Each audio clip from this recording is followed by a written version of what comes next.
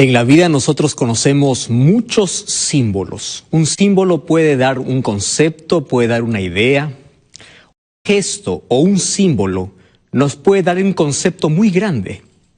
Una sola imagen nos puede alertar, nos puede decir cosas interesantes, increíbles.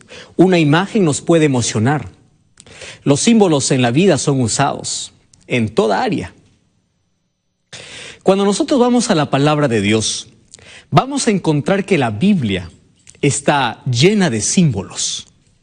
¿Y será que Dios siempre usó imágenes, usó símbolos, no solamente para captar o llamar la atención de las personas, sino para mostrarles verdades profundas que de otra manera nosotros jamás lo entenderíamos?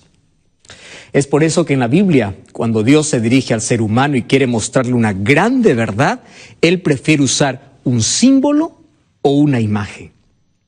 Ahora, esta noche hablaremos qué significa la imagen o el símbolo de la cruz. Cuando Jesús estuvo aquí en la tierra, nos contó muchas parábolas. Esas parábolas traían verdades profundas, traían consejos, traían advertencias, traían juicios. Esas parábolas, tomadas de las imágenes cotidianas, imágenes reales, o simplemente nos hacía imaginar cosas para enseñarnos grandes verdades. Ahora, ¿cuál es el primer símbolo que encontramos en la palabra de Dios? Cuando nosotros vamos al libro de Génesis, encontramos que Dios crea al hombre y a la mujer, Adán y Eva. Y los creó para que ellos puedan ser felices y eternos. Solo que la felicidad y la eternidad dependían de la relación de obediencia por amor que ellos tendrían con su Creador o con su Dios. Es allí donde Dios da la primera orden y dice así: su amor, su lealtad hacia mí va a ser demostrado a través de la obediencia. De todo árbol del huerto ustedes podrán comer, con excepción de uno. Y ese árbol está en el centro del huerto. A ese árbol no se acerquen, no lo toquen y no coman de su fruto, porque el día que ustedes comen, de cierto morirás. ¿Qué tenía de malo ese árbol? Probablemente nada. Solo que aquí encontramos algo muy importante que nosotros debemos comprender. El destino de todo ser humano que busca hacer su propia voluntad siempre termina en la muerte. En cambio, cuando tú obedeces y sigues las instrucciones claras que Dios te ha dejado, siempre termina en vida o siempre es vida eterna. Sin embargo, ellos desobedecieron la orden de Dios y prefirieron buscar su propio camino. Se rebelaron contra Dios. Y en la vida, querido, tú solamente tienes dos opciones: o hacer tu voluntad o someterte a la voluntad de Dios. Solo que cuando tú haces tu voluntad, te estás separando de Dios, porque Dios conoce que tus caminos te llevan a la muerte. Es por eso que Él ha trazado para ti un camino, porque Él sabe por dónde está la vida, porque Él es la vida. Y cuando tú te rebelas y te separas de Dios buscando hacer tu propia voluntad, siempre vas a terminar en muerte. La orden de Dios había sido bien clara: el día que ustedes comen de este fruto, ustedes van a morir. Y ustedes saben qué aconteció. Ellos tomaron del fruto, comieron, eligieron su propio camino y ellos sabían las consecuencias de ese acto. ¿Cuál era la consecuencia? La consecuencia era simple: una pena de muerte. Porque eso es lo que trae el pecado. El pecado trae pena de muerte. Ahora, es interesante que algunos dicen así: Dios allí mintió, porque la verdad, ellos no murieron cuando comieron el fruto prohibido. Ellos continuaron viviendo aunque salieron del huerto, del paraíso, del jardín del Edén. ¿No hubo muerte? No, estás equivocado. Sí hubo muerte. Y hubo muerte en el mismo día que ellos desobedecieron. Porque cuando Dios fue a buscar a Adán y Eva, ellos se habían escondido.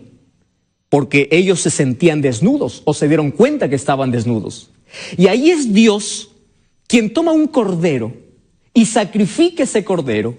Y es la primera vez que Adán y Eva ven a un animal morir, a un ser creado por Dios. Imagino la tristeza profunda que hubo en el corazón porque vieron un animal inocente morir en su lugar. A partir de ese día Dios estaba diciendo, la consecuencia del pecado es la muerte. Cada vez que tú pecas, mereces morir. Pero este cordero, ¿a quién va a representar o quién representa? Representaba a Jesús. Les estaba diciendo, aunque ustedes fallaron, aunque ustedes pecaron y aunque ustedes estaban condenados a morir y ustedes deberían morir, hay alguien que tomará el lugar de ustedes. Y aquí en el jardín del Edén lo tomará un cordero. Solo que ese cordero será el símbolo de Cristo. Por eso Juan, cuando vio a Jesús, dijo, he aquí el cordero de Dios que quita el pecado del mundo. Y en el Antiguo Testamento encontramos muchas imágenes. Encontramos que Dios manda a construir a Moisés un santuario y en ese santuario había muchos objetos. Había panes, había un incenciario, había luz, había cordero, había un altar. Todo eso era símbolo, era representación del sacrificio de Cristo. Querido, todos los seres humanos, desde que entró el pecado, merecíamos morir. Porque Romanos 6:23 dice, la paga del pecado es muerte. Tú y yo tenemos una condena. Y esa condenación es que tú y yo merecíamos la pena de muerte. Pero alguien tomó nuestro lugar. Alguien se hizo hombre, se hizo ser humano y nos libró de la muerte eterna que tú y yo merecíamos. Él tomó nuestro lugar, sufrió nuestro dolor, cargó nuestro pecado. Y ese sacrificio nosotros lo vemos en una cruz. Sabes, cada vez que llega Semana Santa, yo encuentro a muchas personas de ser así. Pobrecito de Jesús. Gracias a Dios. Veo que gente cuando llega Semana Santa se priva de comer carne, no va a fiestas un par de días. La gente empieza a hacer silencio porque el Hijo de Dios está muriendo. Querido, cuánta tristeza me da, ¿sabes por qué? Porque ellos nunca van a entender qué significó el sacrificio de Jesús. Si tú todavía no has entregado tu vida a Jesús, es porque no has comprendido el precio del rescate que costó para que tú y yo ya no podamos tener esa condenación. No basta cruzarse los brazos y decir, pobre Jesús, cómo lo maltrataron, cómo murió en mi lugar. No, no basta eso. Basta amarle, seguirle, servirle, obedecerle, dejar nuestra vida de pecado para poder seguir a Jesús. Eso es el verdadero sentido de Semana Santa, del sacrificio de Jesús. Pero sabes, ningún ser humano podrá explicar con palabras cuánto costó nuestra salvación. No hay palabras suficientes, no hay un símbolo que pueda describir perfectamente el precio que el Hijo de Dios pagó por tu salvación y por mi salvación. Pero para poder imaginar un poco lo que eso significó y cómo nosotros estábamos, quiero que repasemos juntos una historia. Y esa historia está registrada en el libro de Números. Antes quiero decirte, cuando el ser humano pecó, el diablo celebró y dijo, ahora todos están condenados a morir. Y él celebró, imagino allí con todos sus ángeles, con todos los demonios. Hemos conquistado, hemos logrado, hemos vencido. Ahora no nos vamos a perder solos. Sería injusto que Dios pueda salvar a alguien que se rebeló. Pero él no sabía que había un plan de salvación. Y ese plan de salvación era pagar el rescate por aquella pena de muerte. Y es por eso que Jesús vino a morir. Para decirnos cuán peligroso es el pecado. Para no entrar en el terreno del pecado. Para no jugar con el pecado. Porque el pecado lo único que me da es muerte. Ahora, yo voy a compartir contigo una historia. En el libro de Números, el capítulo 21, en los versículos 4 hasta el versículo 9, yo encuentro una historia que va a representar de manera simbólica más o menos todo el sacrificio que Jesús hizo a nuestro favor. Y para eso yo te invito para que tú puedas acompañarme con una Biblia. Si tienes una Biblia allí, por favor acompáñame en la lectura. Dice así el versículo 4. Vamos a leer una historia muy interesante. Dice así: después partieron del monte de Hor. ¿Sabes de quién está hablando? Del pueblo de Israel en su peregrinaje hacia la tierra que Dios les prometió, la tierra de Canaán. Ahora, mientras ellos estaban rodeando la tierra de Edom, allí encuentro la primera expresión. Dice: el pueblo se desanimó en el camino. ¿Por dónde comenzó? Por el desánimo. Pero no solamente eso. El versículo 5 dice así: y habló el pueblo contra Dios y contra Moisés y le dijo así. Mira esta expresión. Habló el pueblo contra Dios, murmuró, se quejó en contra de Dios. Y mira lo que dijo: ¿por qué nos hiciste subir de Egipto para que muramos en este desierto, donde no hay agua? Nuestra alma tiene fastidio de este pan liviano. En los versículos que yo voy a leer, vas a encontrar por lo menos 4 pecados que cometió el pueblo en este texto. Primer pecado, murmuración. ¿Sabes qué injusto es el ser humano con Dios? Siempre está dispuesto a murmurar, siempre está dispuesto a quejarse. Y querido, la queja es el camino para el ateísmo. Mientras una persona más se queja, está más cerca de poder dudar de la existencia de Dios.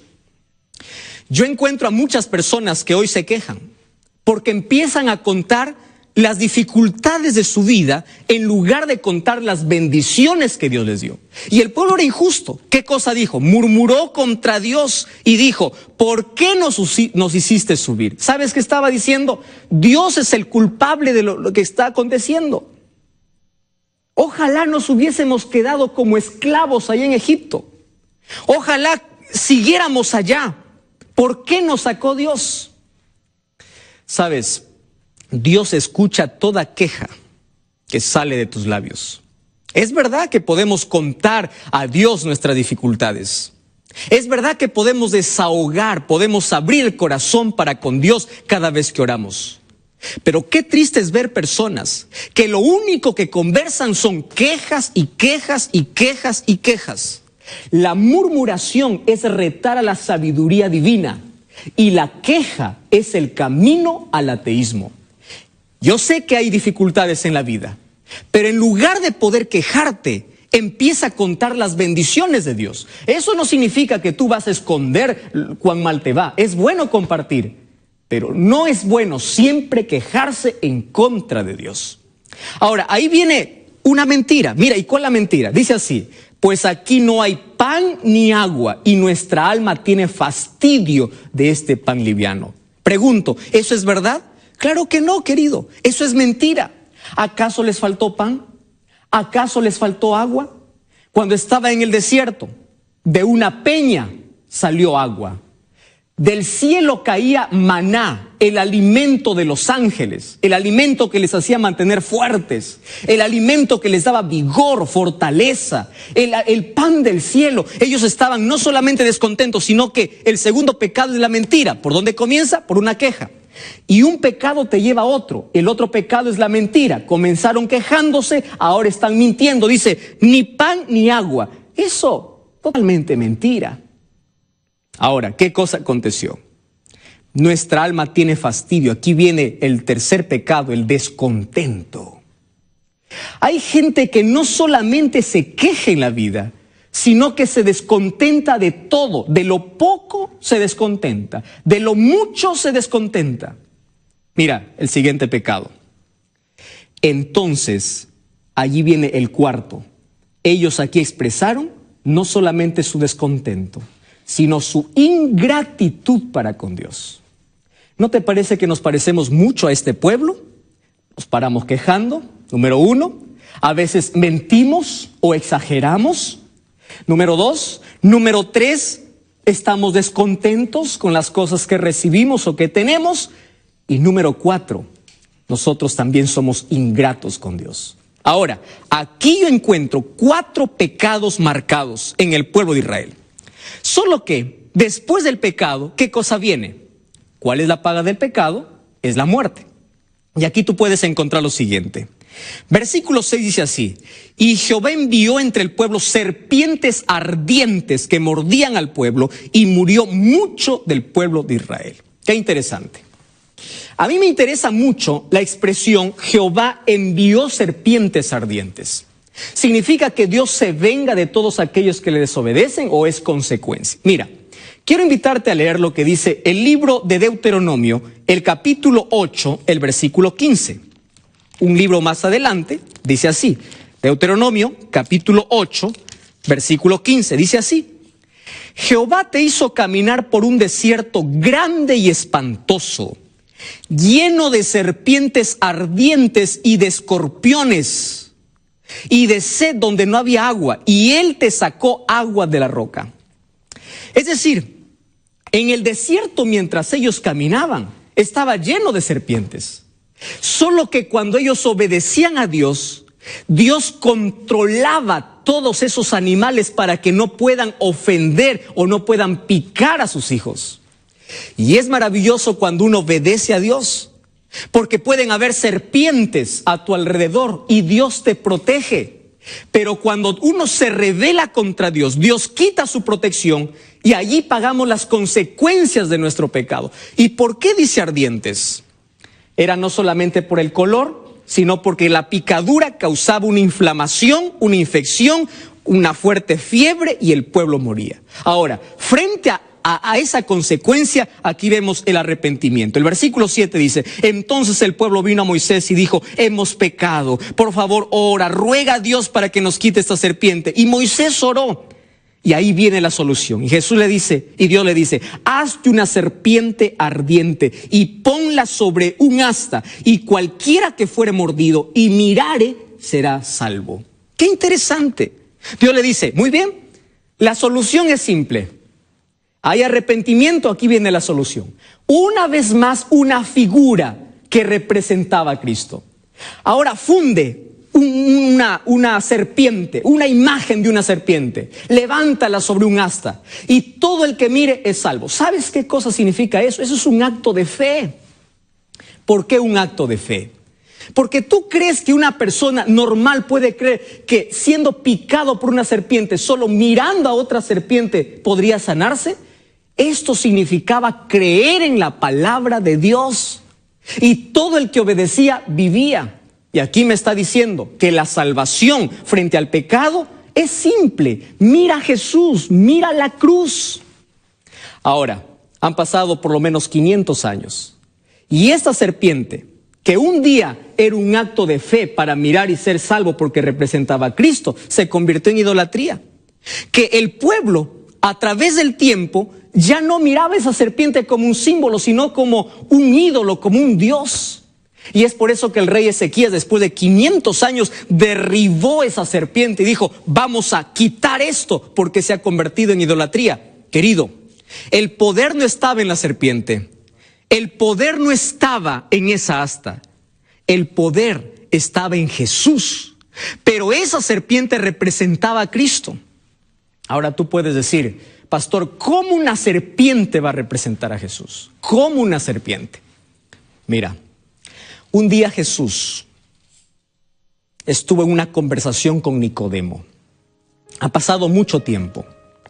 Y en el libro de San Juan, el capítulo 3, el versículo 14 dice así: Así como Moisés levantó la serpiente en el desierto, así es necesario que el Hijo del Hombre sea levantado, para que todo aquel que en él cree no se pierda, sino tenga vida eterna.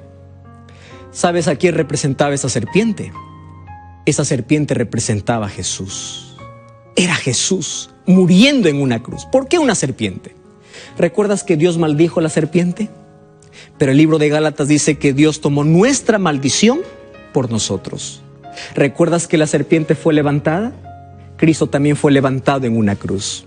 En la Biblia encontramos muchas imágenes que representan más de una cosa. Por ejemplo, un león representa al diablo como un león rugiente buscando devorar.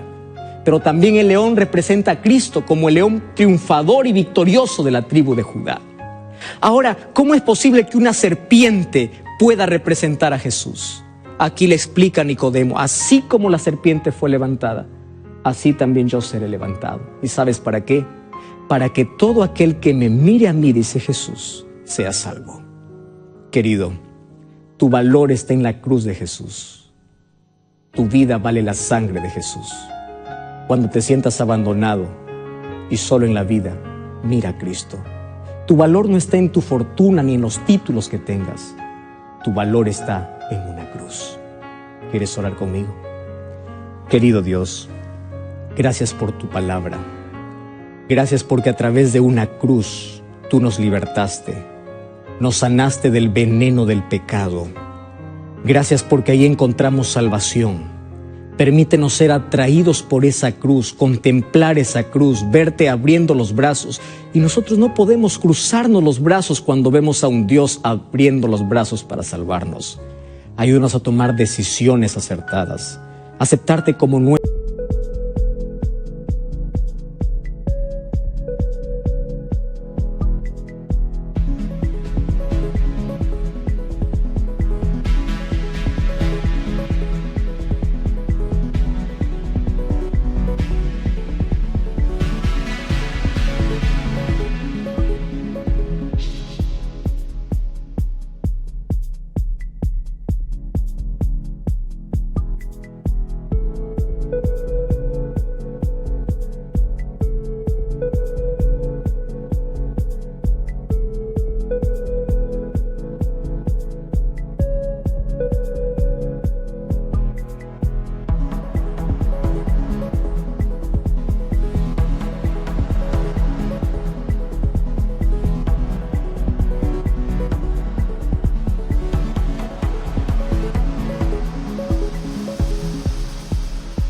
Salvador.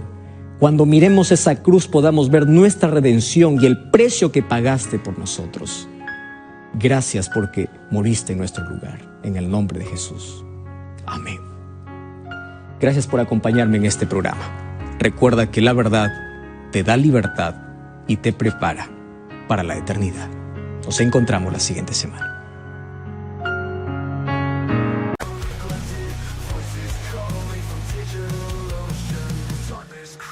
Unnatural motion echoes in the void of the destroyed. Voices sing to take joy. Bullets speak their joy. Shattered screens, scattered illusions, fading signals, broadcast confusions, fragmented souls, binary seclusion, searching for truth in the delusion. Neon gods and hollow idols, broken dreams and wasted morals, haunting faces, empty smiles, wanderers lost in endless shadows. Whispers float through misty static, chasing dreams erratic, frantic, synthetic hearts beat problematic, loneliness.